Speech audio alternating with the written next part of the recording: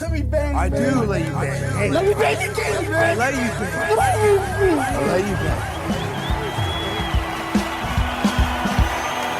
Greetings, marriage and virgins. Go for Jesus. No forget Jesus, people. Hey, I'm not surprised, motherfuckers. Ladies and gentlemen, it is time once again for your favorite mixed martial arts podcast. Recording out of Los Angeles, California, it's MMA Roasted with Adam Hunter. Who the fuck is that guy? What's up, people? Welcome to a brand new MMA Roasted podcast. Me, Adam Hunter, here with the legend Don Frye. We got Bill Dawes coming in. And we got some special guests as well. It's going to be a good show. Okay. It's going to be a real fun show. I'm excited. You should be excited. We also have Brady Hiestand, who's also a really good fighter coming in. He's got a fight in a couple weeks in the UFC. He was losing his fight. He was kind of getting his ass kicked, came back and won, which, you know, that's the thing, man. When somebody could come back, that's my favorite, because a lot of people could be like the Hammer, where you start off, you just kick the shit out of somebody. When someone's getting their ass kicked and then they come back, to me, that proves someone's a real fighter. Don, yeah, what fight did you have? Did you were getting your ass kicked and you came back? I don't think I had any. Not one fight you ever losing? He started kicking my ass. He just kept doing it. Hell, partner. I don't know. You kind of walked in the bathroom that one, didn't we? By the way, so I just got back from Florida. I did a show, and Naples has some of the funniest people. So I'm doing a show Sunday night in Naples. Normally Sunday is like I noticed since like the Gutfeld, I started doing Gutfeld. My early shows are now way more packed. Like my 6 o'clock shows and my 7:30 shows are packed. Have your crowds really increased since Gutfeld quite a bit? Yes, increased like 85% of all older conservatives. Whoa. But yeah, you got like 5 or 6 people crammed in that auditorium. It's true. I now. So there was a guy in the front, right? And I could tell he just like I did a show how I was in India, and they love Joy Behar in India because cows are sacred, right? And this guy was just like, fuck the view and blah blah blah. So this guy was a real conservative, right? So he like gets up to go to the bathroom, and he got a cane on him. And there's a guy next to him that's blind, right? There's a blind guy, and then a blind. No, I got me wrong. There's a guy who's deaf. A guy can't hear anything, and then a guy with a cane, right? Older guy with a cane who can't see. He's needed a cane. So he gets up to go to the bathroom, and I'm like, oh, what? Did you see the light? Now you're walking towards it? Dude, the guy's cane turns into a sword. He literally goes, oh, yeah? And he built a cane where now I'm like, what are you, Zorro? Like, literally, he's waving a freaking sword around. It was like one of those, like, thin swords. It wasn't like a pirate. So it was like James Bond. He pulled out the cane and had the sword in it. It's exactly what happened. He made it himself. He also had a gun on him, which I didn't see the gun part. But this was I was like, Don, you would have loved him. You would have absolutely loved him. He was yeah. He was. So wait. Did you get panicked? Did you panic and get scared because he said he had a gun on him? No, I didn't know he had a gun on until after the show. Like when you tried to show me your arsenal when I was at your house, and you had 75. Wait, did you see the gun? Did you? No. Did you see his gun, or did he just tell you? No, okay, he just told us, then he could have just been pulling your leg just to see your liberal reaction. I'm not. First of all, I am not a liberal. I'm no longer. I'm liberal compared to you. Compared to you, everyone's liberal. Okay. Yeah, exactly. But he did. I was like, who has a sword on them? And then I was just making fun of him left and right. Like I was like, was it Love at First Duel? And I was just making all these jokes. And then the kid's son was like, hey man, sorry that my dad had a sword on him. I'm like, no, it was fine. It kind of made the show. But that was crazy. By the way, Don, have you been following this Tank Abbott stuff? No. What's up? It's about you. So Tank Abbott, yes. So Tank Abbott went on Rampage. Oh, really? He went on Rampage's podcast, and they bring you up, and Tank Abbott first says he punched you so hard during their fight that you stumbled on his foot, and then he fell down because you stumbled on his foot. What? Yeah, that didn't happen, right? Yeah. That he says he went for a rolling heel hook, but everyone else he fought had wrestling shoes on, where like you had your feet out, so that's why he couldn't get the heel hook. But he says that you weren't tired because you were supposed to fight your friend beforehand, that you guys had the same manager, and that your friend took it easy. Your friend your friend basically lay down for you. Is any of this true? Right. That's a bunch of bullshit. That's a bunch of bullshit. Abbott's been regurgitating that bullshit for 20, 30 years now. Guy fucking lost the fucking fight. Just fucking face it, man. You got beat. You know. But what's weird is like, didn't he lose a lot of fights? Why is he harping on that fight? It wasn't like he was like 20-1. Yeah. All right. Right. Yeah. Exactly. He lost more fights than he won. Yeah. No, so I was just basically I like knew that wasn't true because I obviously knew. I just wanted to hear your all wrestling missed it. So yeah, so this was do you want to see the actual podcast or no? I would say a little bit. I mean, I used to like Tank Abbott. I thought he was kind of funny. Who doesn't like Tank Abbott? But he's obviously still a little bit bitter towards Don. That's so weird. Don won. I mean, Don won the fight. Here we go. So And reach down and grab his toe. Why they wanted to kill the only person that you guys out there have to understand that this is the infant stages of things. People didn't know about this kind of stuff. I had an idea like, what if someone gets on my back? What am I going to do? And Paul's like, like a leg ride, just peel him like an orange and it hit a somersault really hard and it'll, rip right off of you. But I opted to turn to my ass and reach down and grab his toes and dig my elbow into his thing, and I could put some good pressure on his ankle. Well, if you watch that fight and the tape, you can see we had no shoes on. And everybody that I did it with had wrestling shoes on, and his feet were slimy, slick.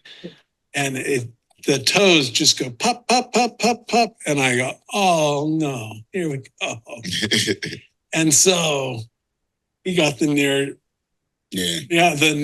whatever, it's the rear naked choke. And so what? No big deal. Yeah. And anyways, he fought his friend before he fought me. Now, this is tournaments. This is completely different back in those days. You fought and you trained to fight in a tournament, not against somebody else. They were figuring out, hey, man, we got to get this into something where it's not just a tournament guy. We have to build somebody up. And so they started the super fights with my first show. But when you do that, you have the same promoter agent guys that try to make money off of fighters that are making money. And they have a bunch of fighters underneath their wing. And guess what? Don Frye gets to fight his friend. Who was his friend? The Mark Hall guy. Mark Hall. Which one? He was the guy that fought him beforehand. He goes out and does the job for him. It might as well just be professional wrestling. He had one fight before their fight. With his friend laid down for him. Yes. So he's I don't know that, but this was he's saying right now. That's what I'm saying. He laid down. He didn't have a fight before me. So he was fresh. Yeah. Don, rebuttal? Boo. Don? Yeah, well, Mark Hall's not my friend for one. For two, they were stacking that deck for fat ass there to win. They had him training with some pro boxing trainer, Jesse Reed, and they had him fight his second fight was against Glass Joe, or Glass Jaw Joe, and Tate didn't have a fight. He had less of a fight than I had. He went out there, hit the guy with one fucking punch, and the guy was out. And then, but the first fight, he fought Cal Worsham. God bless, late Cal. Cal had fought earlier that year in May and punctured a lung, broke a rib, punctured a lung. So there's no way Cal was in shape, for that fucking tournament. Right. So they give him to Tank, and then they give this other clown to Tank, and try to get him a free walkthrough, and that's all there is to it. And then shit, he said something else that was entirely stupid. Oh, trying to build up for single fights. I was done. After that I quit.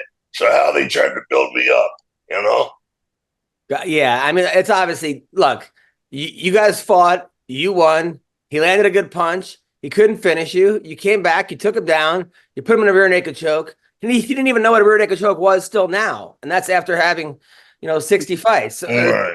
So, 30 years. Yeah. Well, the thing is, he didn't hit me with a good punch. It was timing. It was all fucking timing. I went out there, went heel, and my feet were within my shoulders. I did everything you're not supposed to do. You're on the balls of your feet, not your heels. Your legs should be spread out, beyond your shoulders. I just stumbled into a position, and right when I put my foot down, he hit me, so it knocked me on my ass. I got knocked on my ass. He tripped or stumbled, or I tripped on him, whatever, and he couldn't get up. I got knocked on my ass. I got up. He fell down. And he couldn't get up. So who's worse? All right, let's watch the fight. Okay, we have to. All right, let's have a breakdown. Let's see. Let's watch the fight, because there's all this talk going on, and we have to get to the bottom of this. By the way, world I'm on Team Don Frye forever, for life. Of course. So yes. But Tank Abbott looks bad talking the way he's talking about it. The Tank Abbott, not a good look. Tank, of course, but that's Tank, man. I mean, look, Tank's never been a good sport on anything, but Tank Abbott is a badass fighter, and all respect to Tank Abbott. He's a legend of the sport. He should be in the Hall of Fame if he's not. But Don Frye's at a different level. He's always been at a different level. Don Frye he also took a lot more serious than Tank Abbott. Tank Abbott got kicked out of like every organization for bar fighting and brawling and crazy shit. Tank had dynamite in that right hand. So here we go.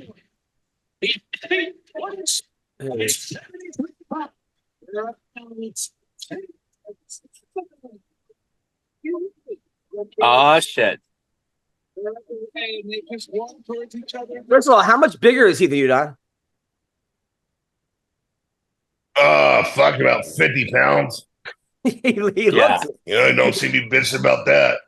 I mean, you look like you could be a 205er. He's at least 200. He bids 500 or 6. Yeah, he bids 500 or 600 pounds. And you just don't get off a bar stool and bench 600 fucking pounds. He was fully trained for this. Like I said, they had Jesse Reed training, for hands. He's in the best shape ever, and because they were building him. And here I go. I just lumber in both feet together. So you're right. Both feet. So he does land that jab right here, right? Yeah. Okay, so you're more off balance. Too close together.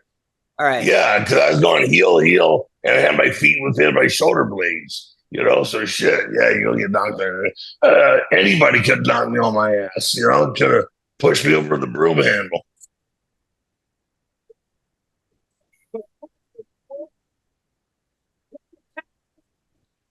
Would that count as a knockdown, or is that like a trip?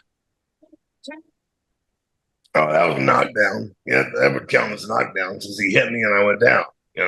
It's my fault for being so stupid with placing my feet the way I did. But Don, so are you wobbled at all here, or are you hurt at all? No, I'm not hurt at all. I'm embarrassed. I'm embarrassed because I went heel to heel, and had my feet so close together. But you're landing also. But you're landing a lot here. So do you realize that you're actually landing on him pretty good? Yeah. We're both exchanging really good. And you know what's really fucked up about this is this was not in one of the top 10 one-round fights. It definitely should have been.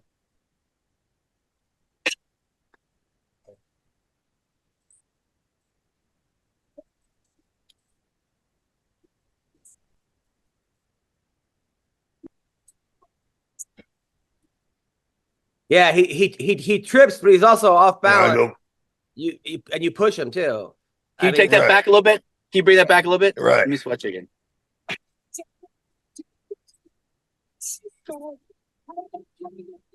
I stumble into him and headbutting, Yeah. Nice.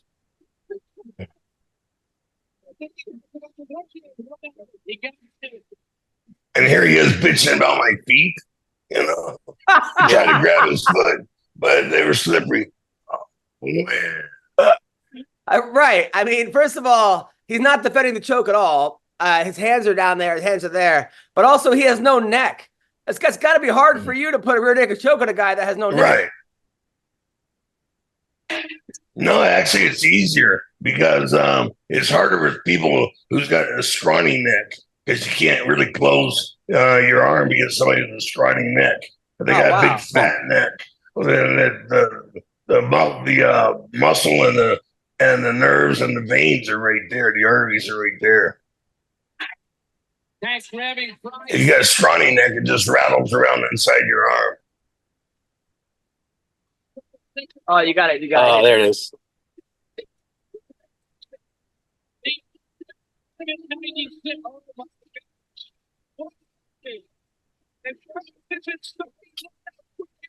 Nice. Where was that? Where did he get that blood from? From that jab?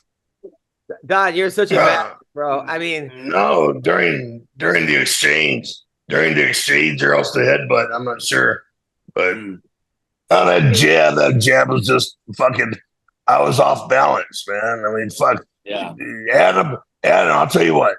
Go get your little daughter, stand with your feet together, and just lean back on your heels, and have her push you, and she'll push you over. Yeah. And so, Don, even if you didn't fall down from the jab, which you didn't, who cares? You came back and won the fight. Yeah. And you came back and won a war. Right. And you submitted him. And the fact that he was trying to fight backwards and tripped on himself, what are you supposed to do? Let him up? I mean, give me a break. I mean, he fell backwards because the exchanges were crazy. You guys are both throwing, and you were landing and he was landing. You're right. Oh, and I didn't have shoes on. Don't forget, I didn't have shoes on. So. Yeah. Tremendous boxing exhibition by Tank, but when it came to the mat, it was Frye's game. Almost surprised that Frye didn't try to bring it back here. To going to the ground. And now Tank's still fighting people. Leon. Frye reigns supreme. What is he saying? Tremendously. I mean, I'm not sure. I don't know. He's just mouthing off. Yeah. Dude, those were the days, man. I'm sorry, but those were the glory days of MMA. Like that was just a badass fight, and it was just who's tougher, and who's more skilled. I mean, you don't you think he should have known how to defend a rear naked choke if he's fighting the number one guy in the world or number two? I mean, Don. Yeah, you would think so. Yeah, you would think you'd be able to. Study certain moves. I mean, that's like one of the first moves. I think in karate, they teach you that fucking front push kick or whatever, that Peter Belfort knocks so many people out with, And then, I mean, in this jujitsu, the, rear naked choke, fuck. Yeah. And so he's complaining that you didn't have shoes. He couldn't peel your shoes off because you didn't have shoes. Like, first of all, I've never learned how to defend rear naked choke against shoes or no shoes. It doesn't make a difference. That's not how you defend the choke. Yeah, I mean, he was also pretty. No, it's dude. What he's talking about is you grab hold the foot, with your hand, obviously, and place your elbow in the middle of their shin bone. Yeah, and then you pull up. You pull up, the foot with your elbow going into their shin. Sure. But that shouldn't be the that's a nasty. It's a nasty. Yeah, right, exactly. Look, hey, listen, that was a great fight. Tank Abbott should have said, listen, I landed some good shots. Don landed some good shots. It was Don's night that night. Case closed. Yeah. Don's a legend. I'm a legend. Yeah, right. And that's it's pretty much. Was that the only time you guys fought? Yeah.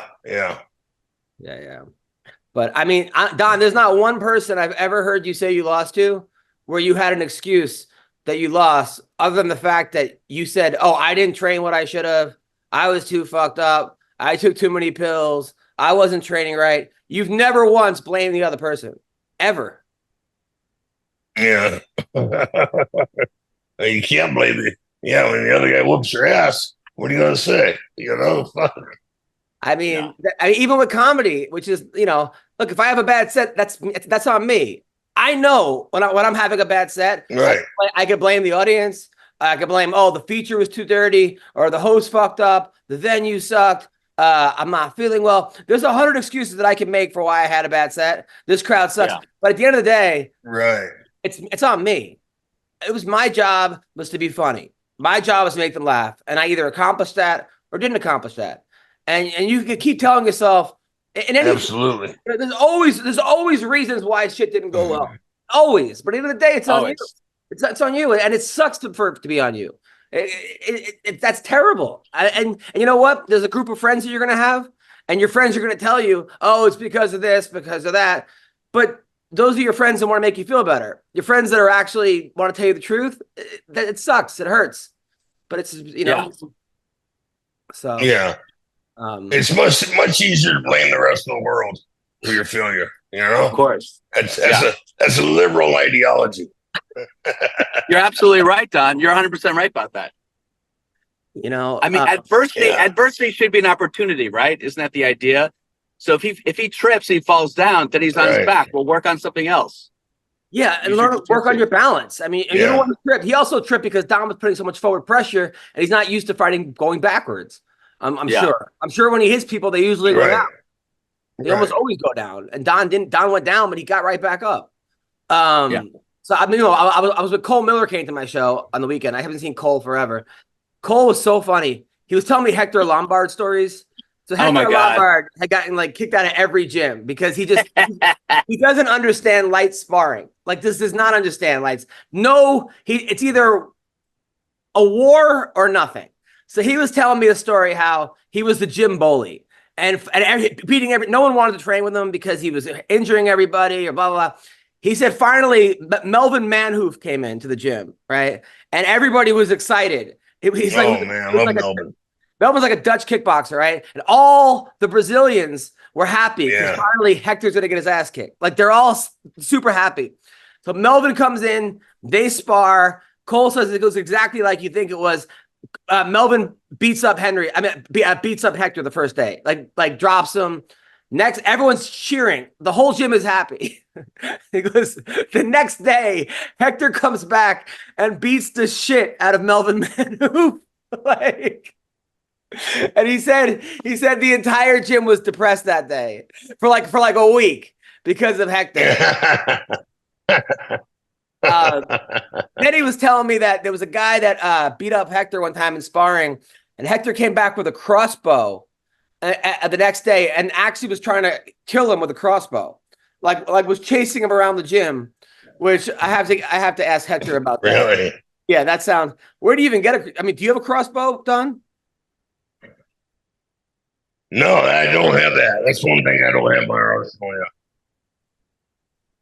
And then Mayhem Miller is coming back on the podcast next week. Mayhem called me up. All right. Mayhem was pretty concerned over some nonsense that happened, and I was trying to cheer him up. And he was, Mayhem was telling me, I don't have any fun anymore because he's like, he's sober, he's helping out at the gym, he's running things. And I'm like, and I was trying to tell him, Mayhem, the problem is that your version of fun is just different than everyone else's. Like I remember him telling me when he was. It's everybody else's version of crazy. Yeah, dude, we were dying laughing. I remember him telling me when he was training for like a CB Dalloway fight, that big fight. CB was like running up sprints or hills, the whole thing. Mayhem was like in New York with some bondage lady who was putting ball gags in him and like whipping him. That might be pretty good training if you think about it. Have you ever did that, Bill? What, ball gags and whips? Yeah. No, I'm a little vanilla. But I bet you Don's got some stories. Don, you? No, I don't put anything in my mouth. No. Unless there's a nipple on it. Nipple or a clit. No. What about a little bit of choking, though? I mean, we all must choke a little during sex, right? Oh, yeah. I like to choke. Yeah. Choke's always fun. Yeah. You just got to know when to release it, though, unfortunately.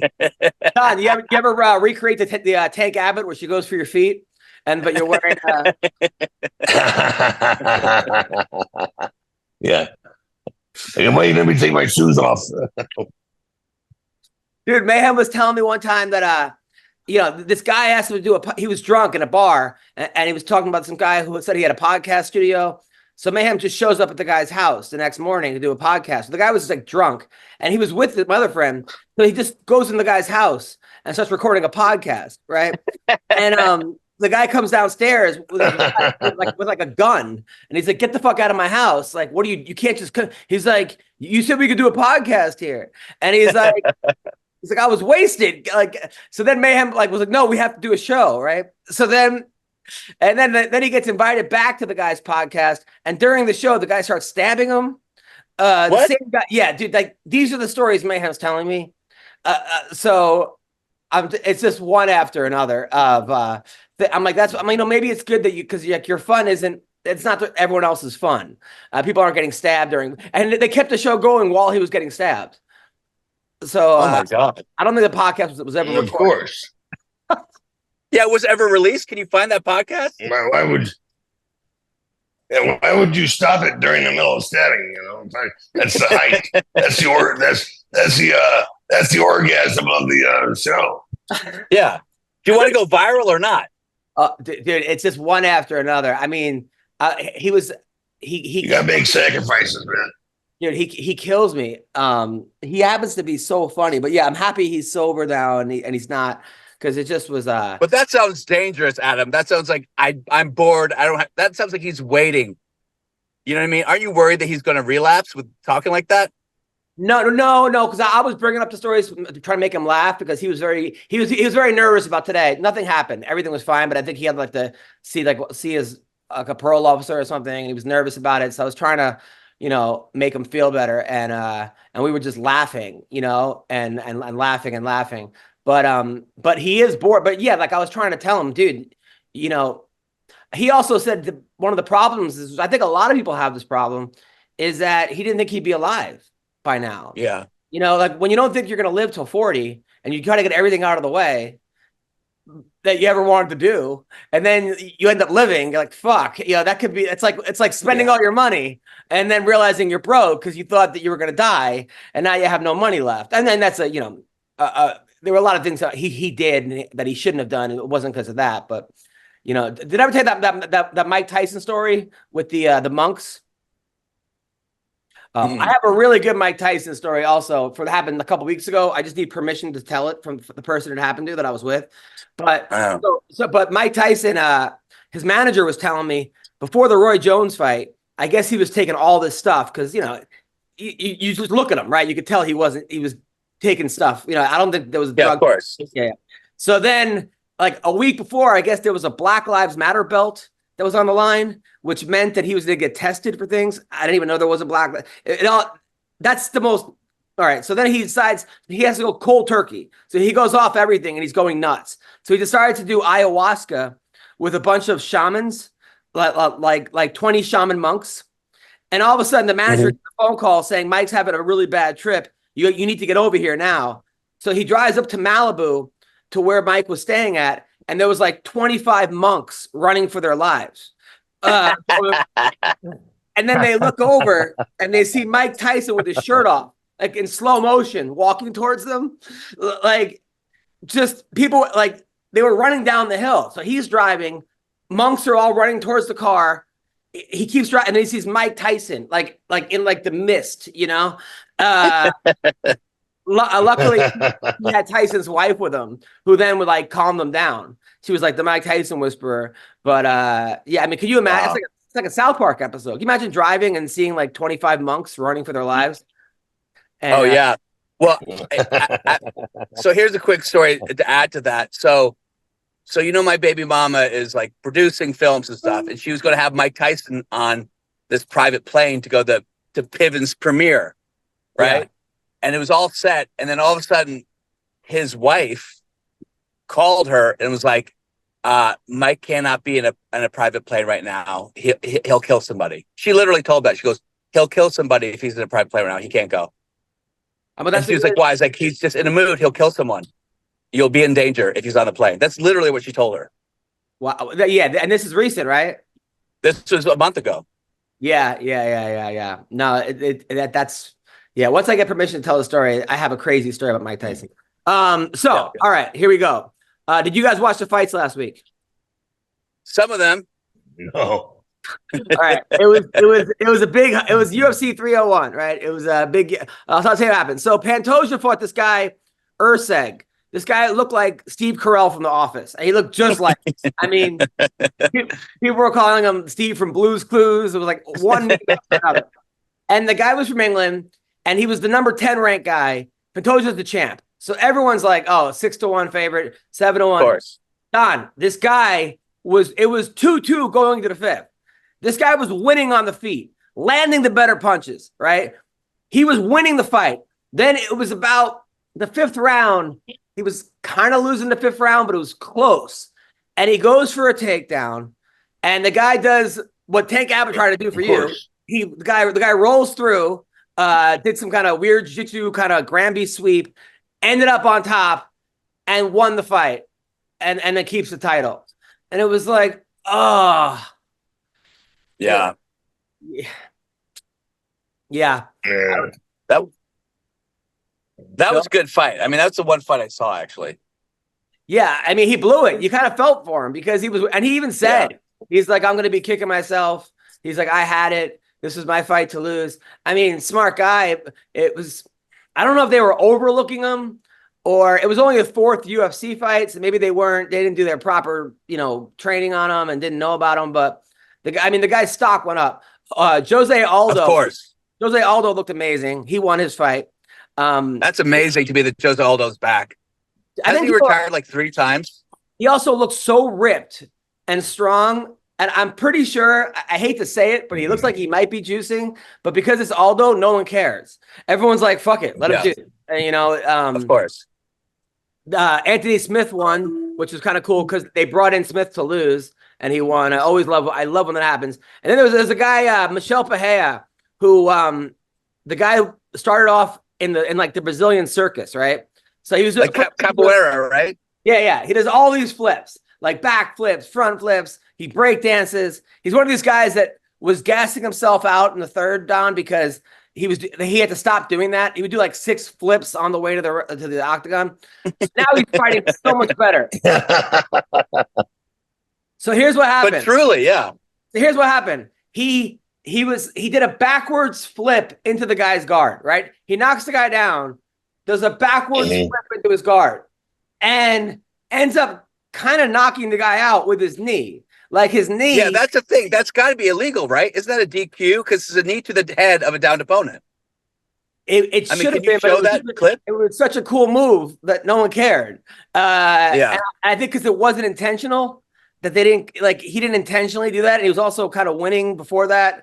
Yeah, they didn't call a DQ on it. They could have though. I feel like maybe if it wasn't in Brazil, and the guy wasn't Brazilian, they. I mean, you should show. Do you have a clip of it? You could show Don, see what he thinks. Because to me, I looked down, I'm like, okay, he does a backflip. On the way down, his knee hits him on the head, and the guy's on the back. Yo, what's up, people? I got to talk to you about Game Time. Okay, gametime.co. All right. I'm telling you, I'm excited for the NBA playoffs. It's been the best season of basketball I can recall in a long time. Super pumped about it. And Game Time is an authorized ticket marketplace of the NBA, which makes getting playoff tickets even faster and easier, which is great. I mean, who would want to go to a playoff game? Now, prices on Game Time app actually go down the closer it gets tip off. I mean, normally you would think it would go up. Nope, going down. And with killer last minute deals, all in prices, views from your seat, and their lowest price guarantee, Game Time takes the guesswork out of buying NBA tickets. Trust me, you don't want to go there and all of a sudden you're behind. You can't see anything. That would suck. All right. Check out the Game Time app. I know there's a great bunch of NBA games coming up right now tonight. It's the Knicks. The Knicks are playing the Sixers, and the Knicks got this. Okay, and I would love to go to that game. Okay, I would. That would be amazing. I'm from New York, so obviously I got to go for the Knicks and the Lakers and pretty much whoever else is winning. All right, and I'm telling you, they got last minute deals. They got flash deals, zone deals. Easy to find. You could buy MLB tickets and for every kind of event in your area.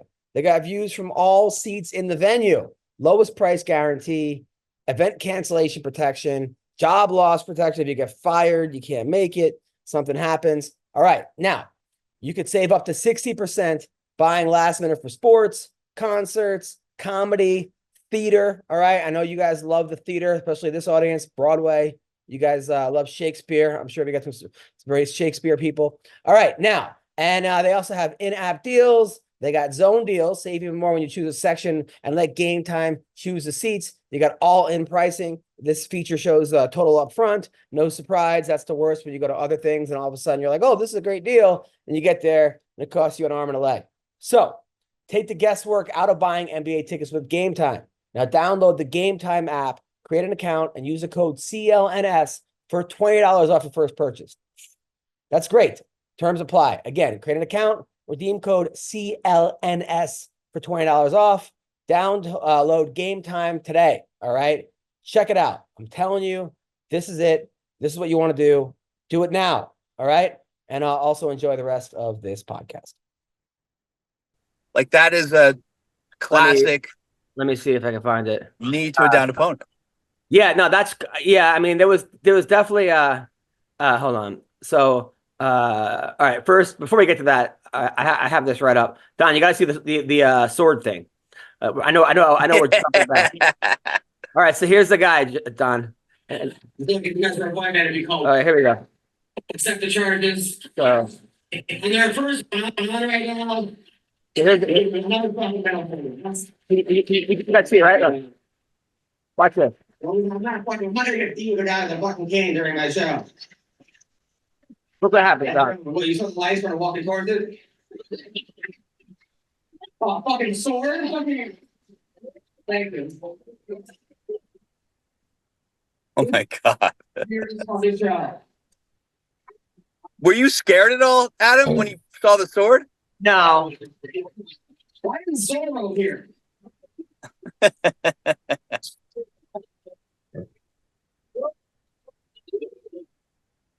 Aaron's wearing a fucking sword. So yeah, I go off about 5 minutes on the sword, but That's funny.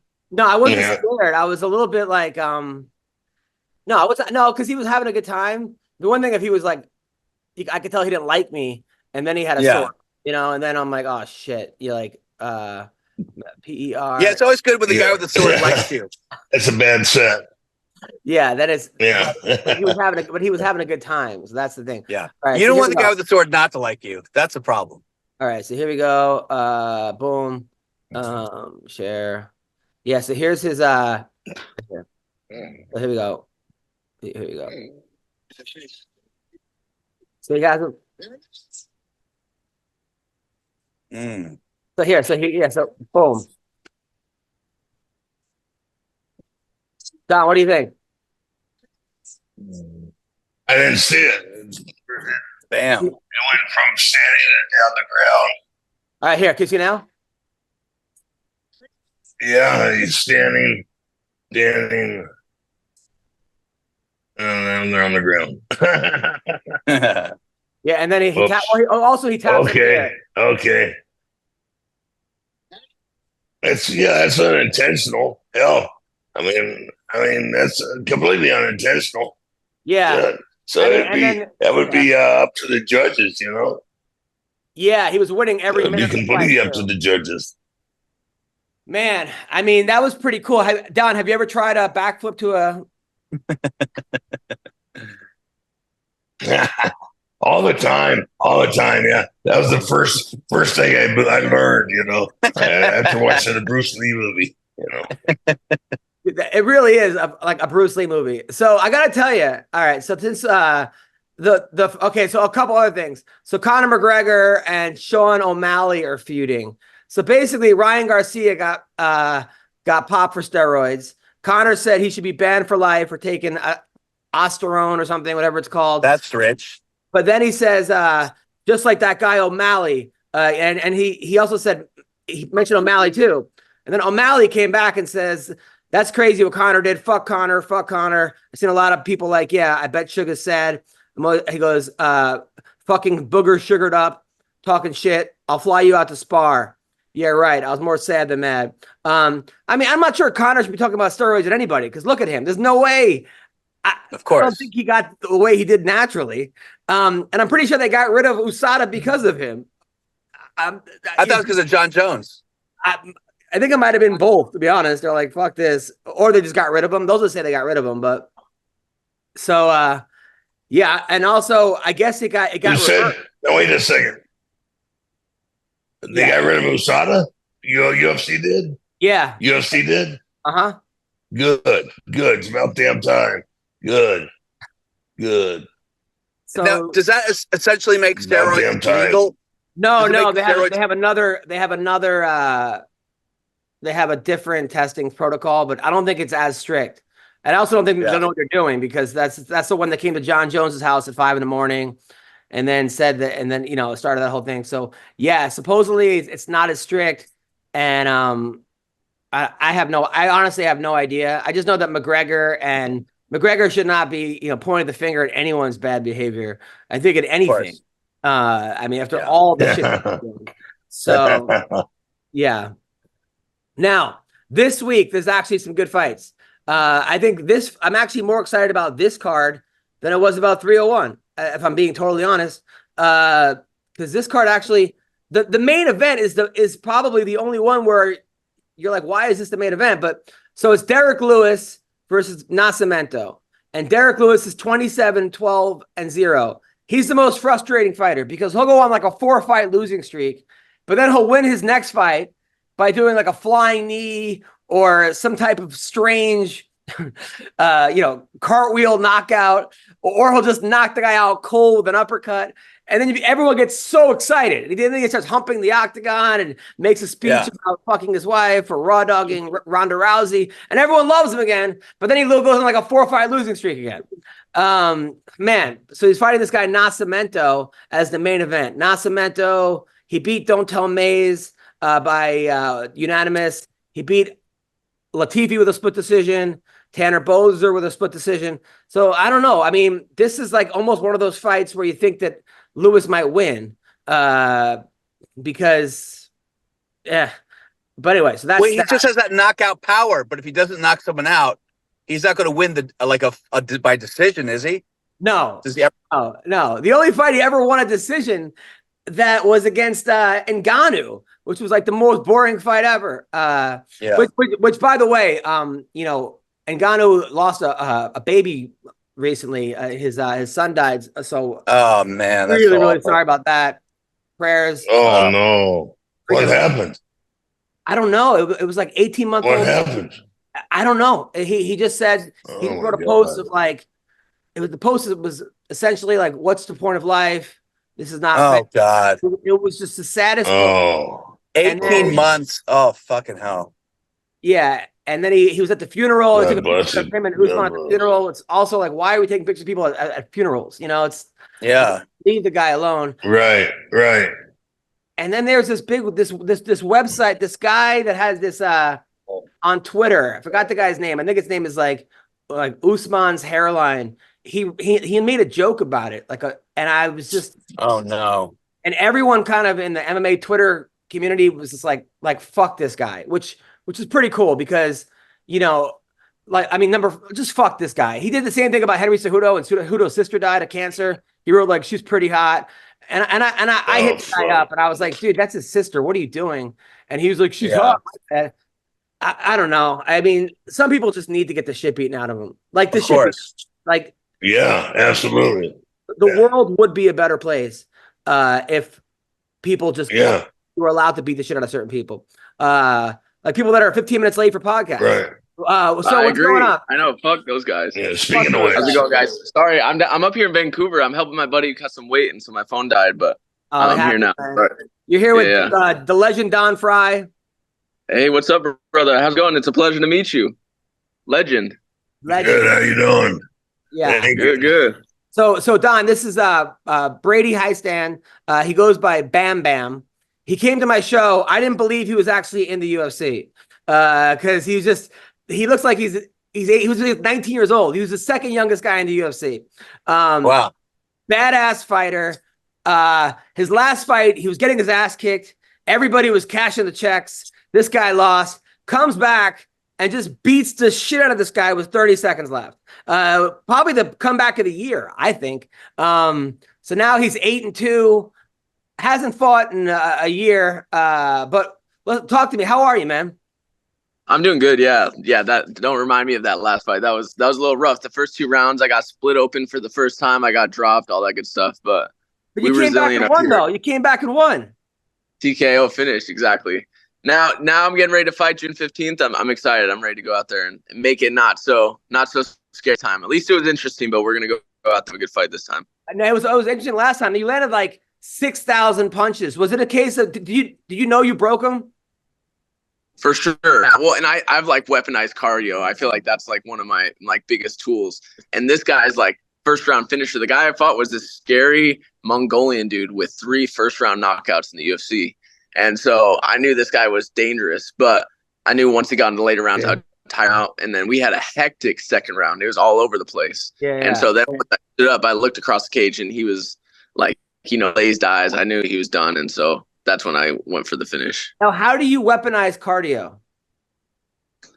I guess you just use it. It's just like Marab. He fucking goes out there and just tires everyone out. Better than anybody, like Dan Gable. Like Dan Gable did, man. I mean, but like, are you running 10 miles a day, or is it kind of you jump rope for hours? Because I personally, like, I used to do jujitsu, and I would do 1 5-minute go, and then I'm like, because I'm so used to wrestling pace, where it's just like it's a wrestling match. So teach me, how do I weaponize cardio, or at least get better at it? Dude, I think you just gotta push it all the time. So I on 3 days a week, I do strength conditioning, and I always train. I'm always down to get some work in. So I feel like I'm never like resting really. Like I do 2-3 sessions a day, and I'm just fucking always going. And I think that's the case. You just gotta, and then you get used to being tired, because I feel like that's the thing is everyone gets tired. Even the best athlete gets tired. But once you get familiar with it and you're able to go to that red zone over and over again, I think that's when it gets easier. And then you recover faster. Because in that second round, dude, I was gassed. I felt it, dude, for sure. But just being able to recover, I think, is key. So what's your background? Yeah, like Vince Lombardi said, fatigue makes cowards of us all. Yeah, no, that's 100%. So what's 100%. your background? It's like wrestling, jiu-jitsu, karate? Dude, I wish I did wrestling, but no, I started jiu-jitsu when I was 12. Competed in that, and then I had my first cage fight when I was 16. So I've been just training up there with like John Pena and Mike Chiesa since I was a kid. And then just pushed MMA since I was 16 and just been on the regional scene. When you were 16, was that legal? Did you have to lie about your age to fight? No, I had to get my mom to sign off on it. Luckily, she didn't really care that much, but I had to get a signature. I actually forged it, but she was okay with it. Had to get it written up. I know in some states it's illegal. I think you have to be 18 in some states, but Washington, we're full of crazy motherfuckers. I mean, how do your parents sign off on you cage fighting?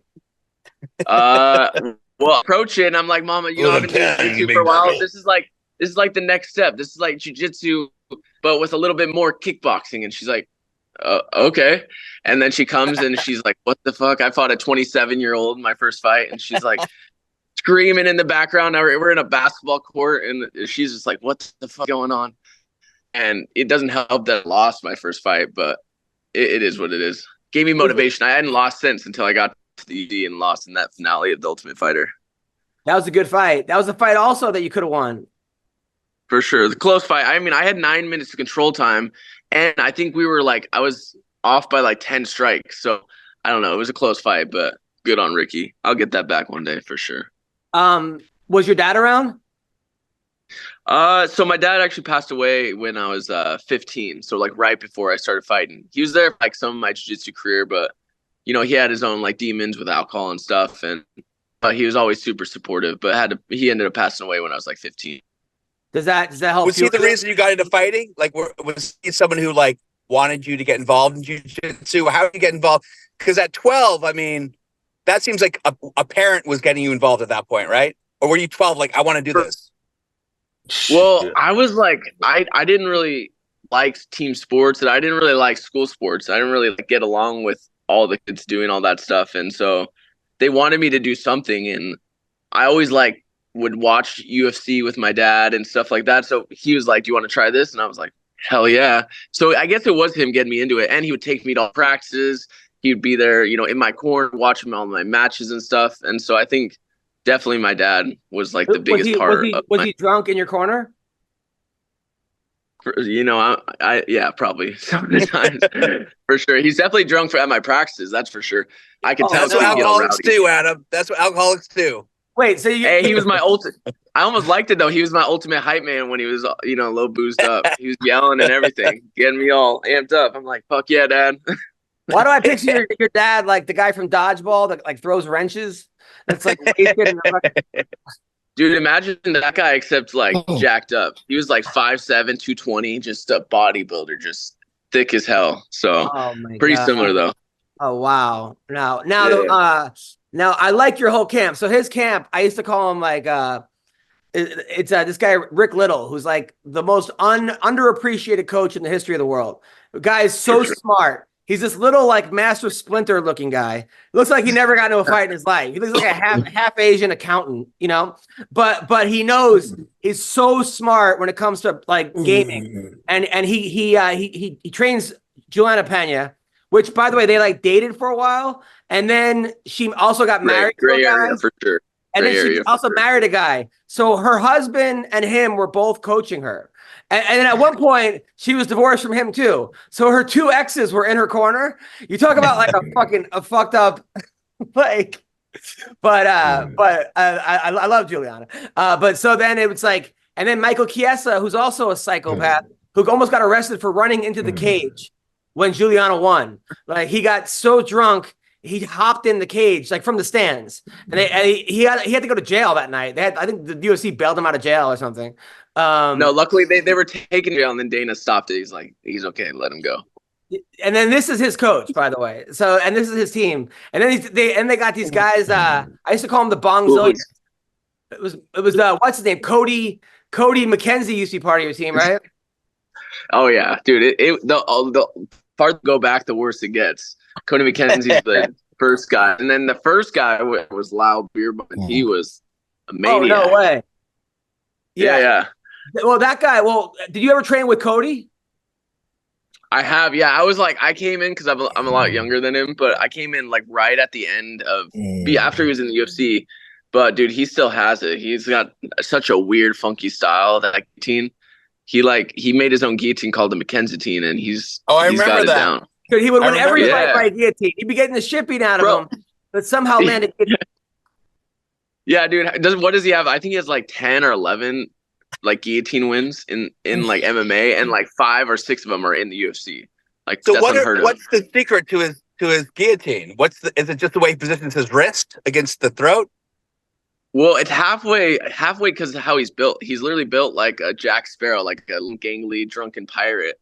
And so I feel like when you're like shooting on him, because he makes people shoot on him or end up in grappling situations, you don't feel it. It feels like, oh, this isn't tight until it's too late. And then once you're like, oh shit, you're in it, there's no way out. So it's like you almost got to be extra careful. It's almost like some of these like crazy strikers like Izzy like don't feel in danger until it's too late. So Jake Ellenberger told me one time he was in Vegas and Cody hit him up and he's like, hey, you want to train? But he didn't. He's like, oh, he'd come over. But Cody didn't want to join a gym. He's a professional MMA fighter, but didn't want to pay gym fees. So he's like, let's go. So he's like, let's go in my front yard. So he takes boxing gloves and they're in like a suburban area. And it's just him and the other guy beating each other up with boxing gloves in the front yard. And kids are like getting out of school and people are driving past them. He said it was so fucking awkward. Like, that's not even a surprise, honestly. Yeah. And then Lyle Beerbaum was a guy that you couldn't submit. For some reason, he was impossible to choke out. He would be in everyone's, he would just always, right? I mean, I used to watch his fights. What was his secret? I think honestly he was in prison for a while and he was a partier and just a lunatic, honestly. Like he got out of prison, I think he was like 25. Picked up MMA, and then like 2 years later was like top 5 in the world. Never made it to. He never got to the UFC, but he was ranked number like 2 or 1 or something in the world. Just beating all these guys that have trained their whole lives, and he was just like this crazy dude that got out of prison and just started whooping on people. Yeah, I think he might be back in prison now, though. Unfortunately, I'm not sure. But I know he's still around Spokane, but I don't think he's in prison right now. I know probably bounced back and forth, but tell him if you see him, tell him I'm a fan. So yeah, I think he has a kid with one of Juliana's sisters. Yeah, Juliana told me that. Yeah. But I think we're like not allowed to talk about it. Because anytime Juliana always says the craziest shit on the podcast, but then she'll hit me up and say, "Hey, could we take out the stuff about like the only time it's about Lyle we can't talk about for some reason. I'm not really sure, maybe because it's family." So she never told me that, so I think we're good. Oh yeah, you're fine. You're absolutely fine. All right, so the fight this weekend. There's actually some really really good fights this weekend. Like I said, a couple of my boys are fighting actually too. All right. So who were your boys? Terrence McKinney. He's from Spokane, Washington. Oh, yeah. I actually trained with him when I first got sick, and so he's one of I count him as one of the sick guys. He's fighting. I know he's fighting a good strike, but I feel like just like every Terrence fight, I feel he's gonna go out there and fucking whoop him in the first round. So and he's then the guy, Don. He's the guy that was on the podcast. He was number 1 in the country in wrestling. He went out and partied. He did too much acid. He fell out of a window. He got tased 4 times by the police because he kept going forward. I think he was pronounced dead. I think twice. And now he's in the UFC. He's got a kid, and he was knocking everyone out in 6 seconds in the beginning, like just pulling crazy shit, like get taken down. Yeah. I'll knock you out with like an elbow or like a bop or something. And then people started catching up a little bit. What's he like training? How's he looking? Talk to me. So I haven't trained with him a whole lot this camp. I trained with him grappling for that match he did in Abu Dhabi. But dude, after you saying that, I was just like thinking about how crazy everyone from Spokane is. I feel like we have the craziest, all the craziest stories. Dude, no one from Spokane comes out alive. I feel like it's crazy.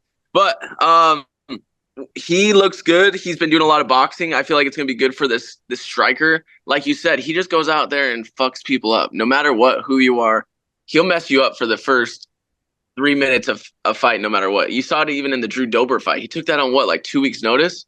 So I think it's going to be just another one of those. And I feel like he's going to be able to put this guy away. I hope so. I like Terrence a lot. Also, a fight where I like both guys. This guy, Vyacheslav Borishev. They call him Slava Claus, right? And he's fighting Chase Hooper. Now, both these guys came to my comedy show. Borishev's such a nice guy. I mean, he's one of those guys, Don. I don't know if you ever trained with these guys where You meet him, you think he's like an accountant or like he's just the nicest human being you've ever met. And then he's a fucking murderer. And after he wins these fights, he does that stupid Russian dance that I hate, where you go like this and you just kick your feet up. Yeah. So he's fighting Chase Hooper, who's this kid who I wanted to call child support his first fight because he was getting this shit beaten out of him. His striking looked like he went to one of those like 24-hour women's classes and took one class. But then he comes back and he submits you.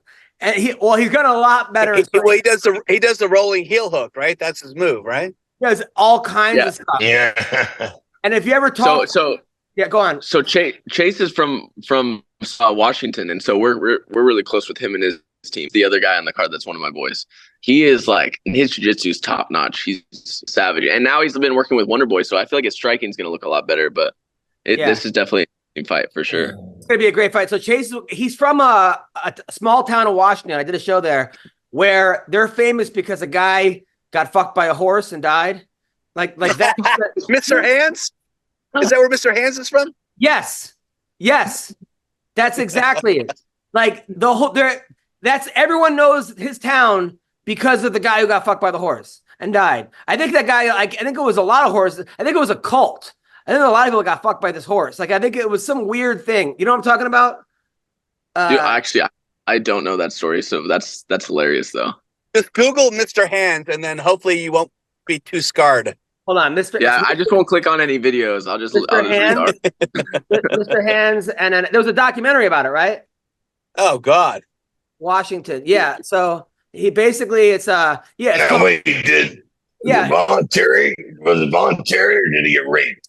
No, voluntary. In-him claw horse sex case. This is it. It's Mr. Hand, the man who died. His colon got punctured or something by the horse dick. The strange sad story. The man named Mr. Hands who died from having sex with a horse. Yes, and it was like right across from a school too. I think that's school that like Chase went to. Like this became famous. This is where he's from, and it's the whole thing. There's a 30-second video of the guy getting fucked by a horse. And it went viral, and that's where Chase Hooper's from. Dude, by the way, the worst part about that video, we got some cool people up here in the Pacific Northwest, right? The worst part about the video is there are two guys helping him get fucked by the horse. Really? Yeah. Is that assisted murder then, or is that manslaughter?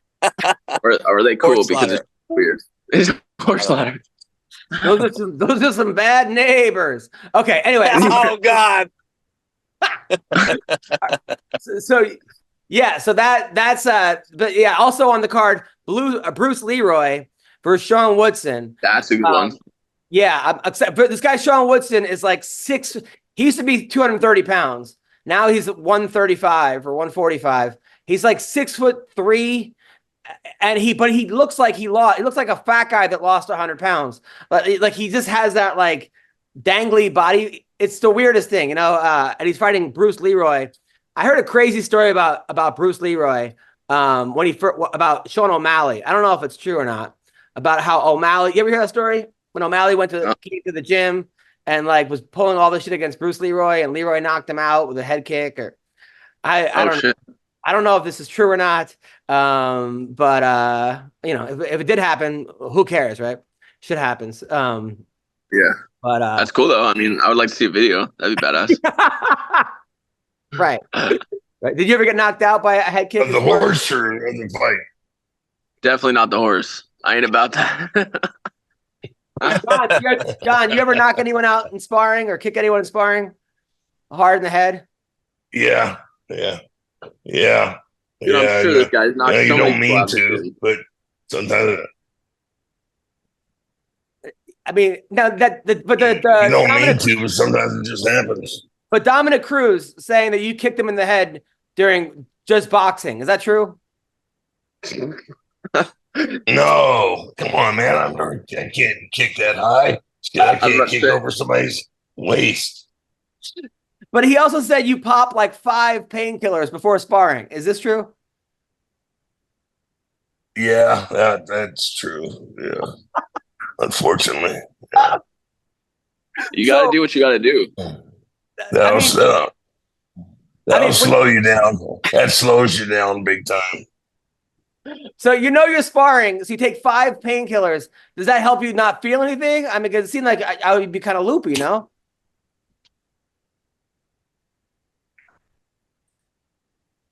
Flexes, no balance. It's just stupid. It's just that my back was so bad.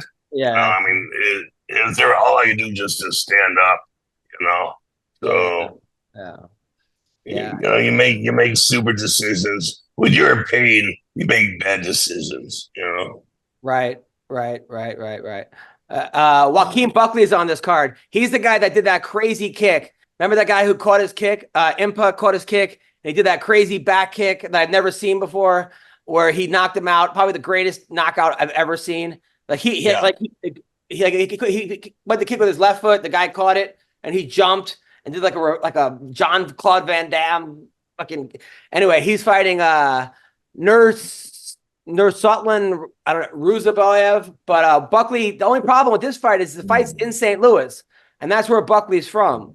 So I just hope he doesn't get in a situation where he feels the need to like impress everyone. He tries too hard, or he gives everyone 500 tickets and he gets distracted. I hope that doesn't happen to him, because has that ever happened to you, Bam Bam? No, I haven't really had like issues with it, like where it's like distracted me. But I mean, have you seen Buckley like before his last fight? I think before he went out there and fought, he was like hyping up at a concert. He was like on stage, like popping bottles and shit. So I don't know if that gets to this dude. He might be doing some crazy shit before the fight again. Yeah, he's a really good dude. I remember he was at my show, and there was this weird couple where the girl was like so much hotter than the guy, and I was like, "How did you get her?" And then they're like, "Oh, we're swingers." And then the girl tried to fuck Joaquin during the show. The couple kept inviting them down. Like, after your fight, will you come fuck my wife? The girl was not. She wasn't that hot, and then Joaquin said they kept hitting him up on Instagram. But all right, Alonzo Menafield is on this card. Menafield's a guy. He went to like 19 different group homes. He was homeless. He couldn't read by the time he was like 12 or 13. Him and his brother. They got adopted by this nice Christian family. And he ended up playing college football. Almost made the pros, and now he's one of the best in the world. 15-3. Yeah, crazy story about him. Nice guy. Really, really nice guy. And the family wanted nothing afterwards. Even after they got not one of these things where the family's like, all right, now you're in the UFC, give me some money or whatever.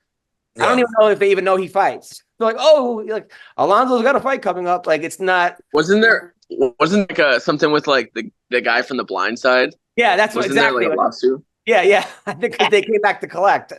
And like, fuck that. That's crazy. Especially because that family was rich already. It's like, what do you need from this kid? Yeah. Also, Waldo Cortez Acosta. This dude's 10-1. And I think he's from Dominican Republic. He was a minor league baseball player, a pitcher. And all his punches he throws. He throws like 98 miles an hour or 104 miles an hour. So all his punches come in like fastballs. And he's fighting a guy who this dude is undefeated Olympian, gold medalist from Cuba, I think in karate.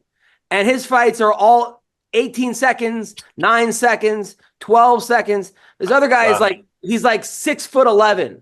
So this is going to be a crazy fight. I'm curious who wins this fight. Do you remember? Oh yeah, this is a heavyweight one, right? With the guy with the longest wingspan. Yeah.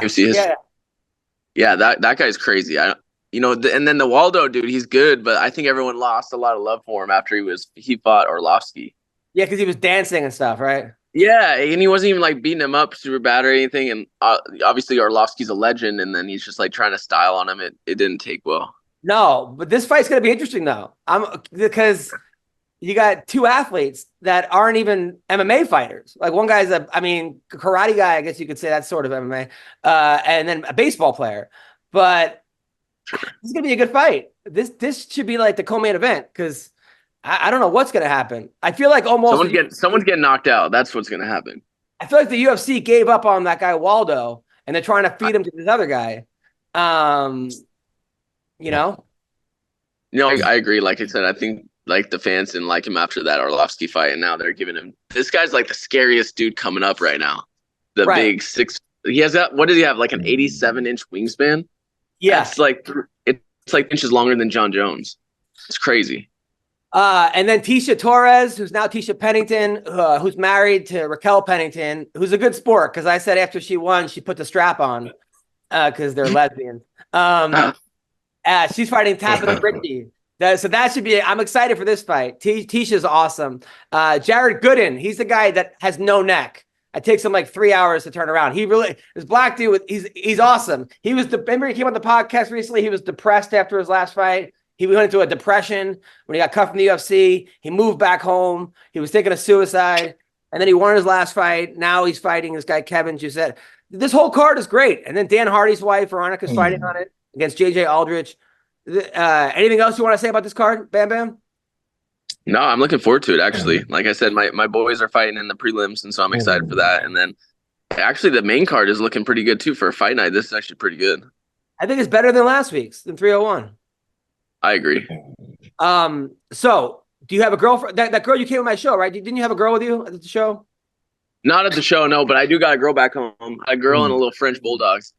Nice. And how old are you now? 22, 23? No, I'm actually 25 now. I turned 25 5 days ago. 25. Oh, nice. And how long you had the girlfriend for? Yeah. So I've actually known her since I was like 16, but we started dating like 2.5 years ago. After I got successful, she finally dated me. I'm just joking. No, but yeah, so we've lived together for the last year. We got a cool thing going. She's got a lot of energy. She's half Filipino, half Spanish. Oh, wow. So she's got some spice to her. Yeah, she keeps it interesting for sure. That's awesome. I know she's awesome. She cooks me good food. She treats me well. I love her. Now, are you able to? I'm sorry. Well, where did you get your belt in jiu-jitsu? Are you a 10th Planet guy, or what was your discipline? No, actually, I came from a John Jock Machado.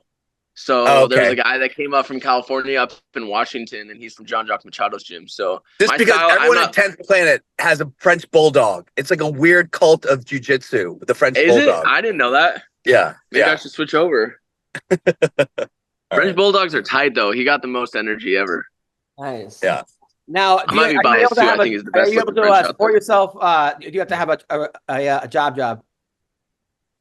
No, luckily, I mean, before I got in the UFC, I lived at the fire station, so I was a resident firefighter, and so I was stacking cash. And then afterwards, I bought this house after my couple to turn it into a duplex. So luckily, I don't got too much overhead, so I'm just been training full time.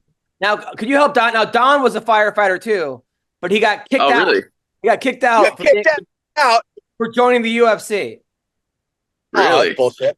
Yeah, they wait. That's back in the day when they thought it was cockfighting. Now all the firefighters think it's dope. Can you give him a resident? Can you give him some kind of a award or something, or make him back because he wasn't allowed, right? Am I telling the truth? Right. That was when McCain was pulling all that bullshit, because his wife was part of the. Yeah, his wife was part of the Budweiser Henley distributing, and so this was killing Budweiser. The UFC was killing boxing, and so he got involved and tried canceling the UFC. Just dirty politics. So they kicked him out of the fire department. Can you talk to somebody and get him back in, or at least give him like a plaque? Or saying he's allowed to go back. I'll get him a patch or something for sure. He already has the mustache, dude. You just walk into the fire station and they'll accept you. You look like give me a t-shirt, right? Yeah, they'll just throw a t-shirt on me until we get to work. Yeah, exactly. I'm not a firefighter anymore, so I don't know if I have the pull, but I'm sure they would accept you. They all love UFC now, dude. Everyone loves UFC. Well, Stipe is a firefighter too, right? I mean, he's a current active firefighter, Stipe. Yeah. Exactly. Yeah. We got to start a petition to get Don Frye back in the fire department. Not actually to be a fireman, but he also, during what he does during his free time. Guess what he does during his free time? Number one, he goes around herding cattle, that like random cattle, like gets away from Arizona. He does that, and he also goes on border patrol. Like to anyone that's trying to hop into the country, imagine you spent like 2 weeks like going and sneaking into the country, and then you see Don Frye as the first person, and you're like, I guess I got to go back home, right? Like that's. Don, have you ever had someone be like, "Hey, man, I'm a huge fan"? Nothing like that. Dude, hey, Adam, I got someone that wants to say hi. Who's that? Splinter. Oh, we were just watching UFC 9 with Frye. He's the leanest face I've ever seen. I can't believe he's just right there. We were just watching that fight. We're just watching you. Don, was that the one you won? That's awesome. I was talking. Apparently, he was a fighter. When you're fighting Army Batetti or whatever. Yeah, Batetti. Remember that? Yeah. I think that guy was great. That guy was great. Yeah. Either that or he's in his stare down mood. What was it? What happened in the fight, Don? I beat him. I damn near killed him. You know, it was a single fight card. It's the first time they tried doing the single fight. It cost them too much money, so they went back to the tournament. You know. Yeah. It was a cool fight card. You know. That card was cool. That stadium was packed. I didn't remember them being that packed back then. Yeah, it was the Joe Louis Arena. Yeah, the old Joe Louis Arena, which is not there anymore. Wasn't that guy like an 8th degree black belt in jiu-jitsu or something? Or who? The guy that you fought? Oh yeah, he was 150-1. He had lost the one fight because he had beat the guy before, and they started drinking champagne before the match, celebrating before the match, and then he went out there and drunk and fucked up, you know. But he was legitimate. He was like a legitimate several-time world champion, you know. He was actually more decorated than Hoist. Wow. Yeah, didn't they stop the fight because you were just on top of him punching him, right? Yeah, well, there's more to it than that. It was pretty violent fight. So Don, this is Rick Little. Rick Little's the coach. So Rick Little's the coach of all these guys. Coaches Chiesa, Juliana, Bam Bam. He's been coaching forever, and he's like the best coach probably in the world, but no one knows about him. He like stays very low key, and he studies these guys and comes up with the perfect game plan to beat people. Like he's never given anyone bad advice, I think, ever in a fight. Am I right, Rick? I like to pride myself on not losing fights for sure. I mean, I let the guys win the fight, but I definitely won't be saying too much. I don't like talking too much and end up losing it for them. You know what I mean? You gotta get this plan implemented and let them fight. What would you say is the one secret you have, Rick, that other coaches don't have? Like, what do you? I didn't hear that. What's your skill? What skill do you have, have, or what technique do you have that other coaches don't have? That makes you so effective. Like, what do you say? Do you think it's your ability to intuit what people do? We can't hear you. What? Say it one more time. He was saying what's one thing you guys do that other coaches don't do? That's a good question. That sets you apart.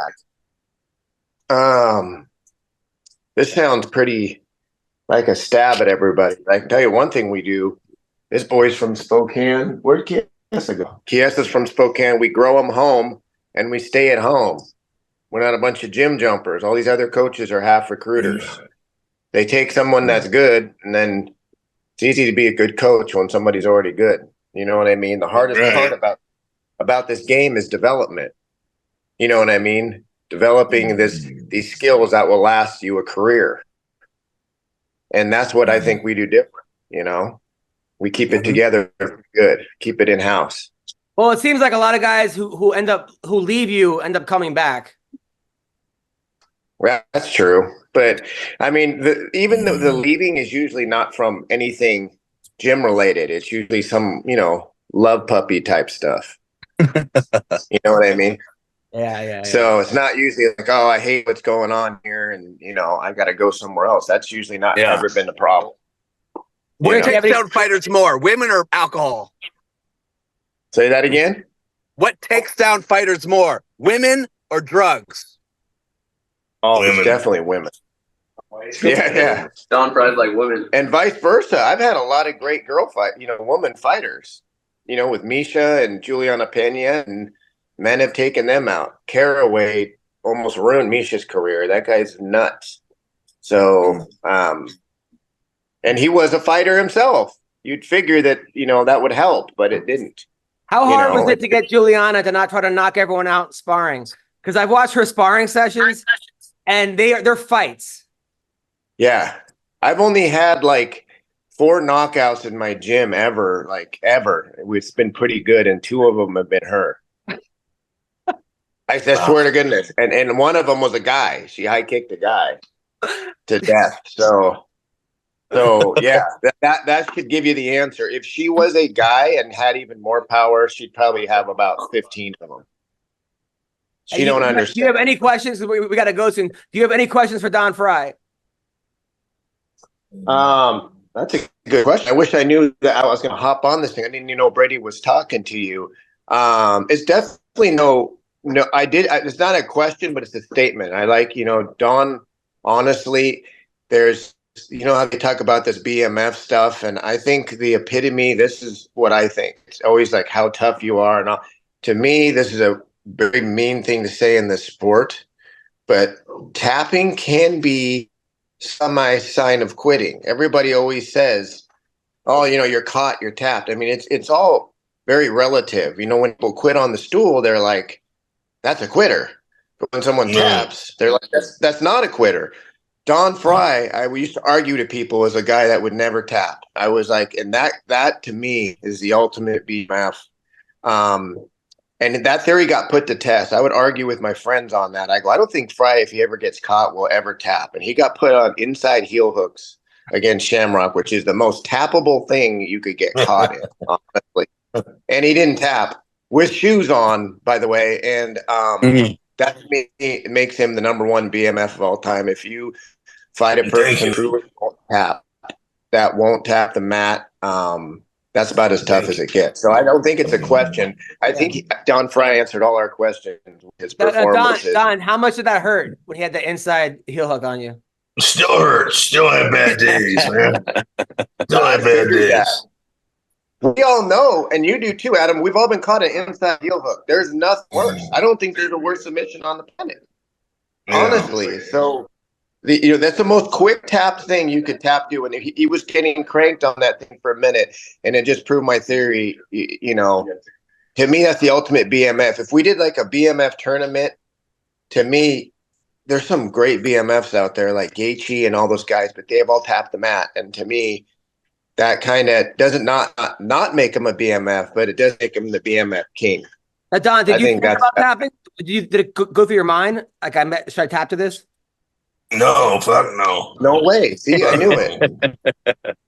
I talk too much shit. So I talk too much shit. I was like, well, you're in for it now, Frye, and see what you got. So. Yeah. And then he came back and still beat the brakes off him with one leg. So that's the ultimate king of it. They should make a trophy for him, a late trophy type thing. I 100% agree. Well, I think he's the originator. You can stand in the pocket and trade, but who? Yeah, I agree. Yeah. Well, Rick, Brady, you guys are the best. Thank you guys so much. Have a good rest of the week. Thank you.